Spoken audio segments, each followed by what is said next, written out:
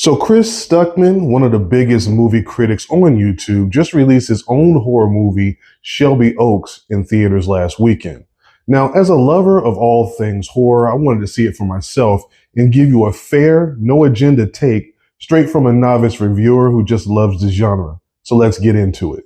Shelby Oaks is about Riley and her friends who have a YouTube channel called Paranormal Paranoids. They go to this town called Shelby Oaks. Now, they're investigating a prison when they go missing.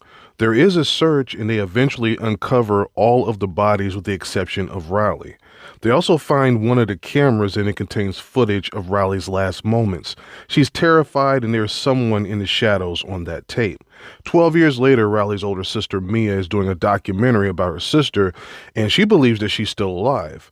While filming the documentary, someone shows up. Spoiler free, won't get into that, but this leads her to a tape of raw footage of her sister with her friends. That footage refuels the investigation, which may lead to her sister's whereabouts.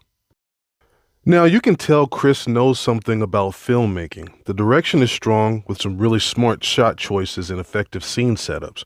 He pulls solid performances from the cast, the soundtrack fits the mood, and the cinematography, especially the lighting, helps build a creepy, unsettling atmosphere.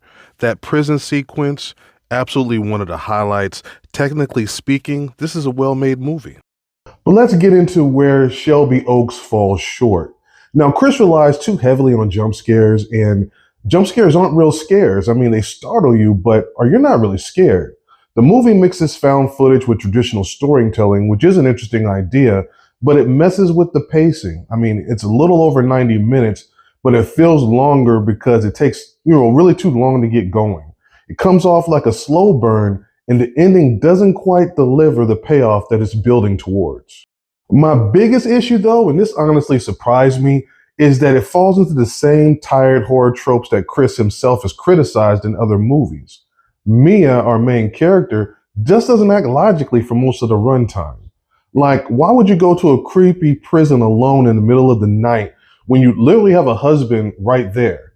Why not turn evidence over to the police once you found it and, discovered and done whatever you wanted to do with it?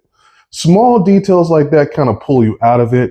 Mia getting blood on her face in broad daylight and still having that blood on her face hours later. Like nobody wiped it off. Not her, not the police, not even her husband. Stuff like that really breaks the immersion. I'd say Shelby Oaks is worth a stream when it hits digital, but not something I'd recommend paying full theater price for. So what did you guys think? Was that a fair assessment?